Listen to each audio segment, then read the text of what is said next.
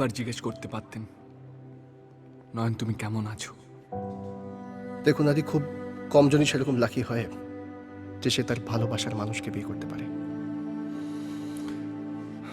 কিন্তু বিয়ের পরেও একে অপরকে ভালোবাসা যায়, প্রেমে পড়তে পারে না কি?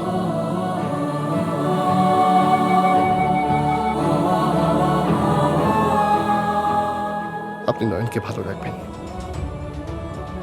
চলি। সিরাজ, সিরাজ,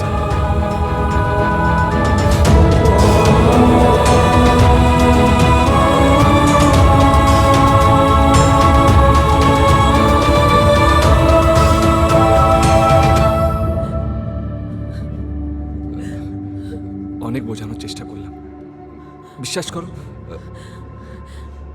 কিন্তু আমার কথাটাই শুনলো না। আমি কি ভেবেছো কি তুমি নিজেকে হিরো মহান হতে গেছিলে? শোনো, ও আমার কাছে মারা গেছে, তুমি বেঁচে আছো, কিন্তু তোমার আমার কথা শোনার এক মুহূর্ত ধৈর্য নেই। ভীষণ তাড়া তোমার, কি করে ভুল বোঝা যায় আর সেটাকে ধরে তিল থেকে তাল। সেদিন রাতে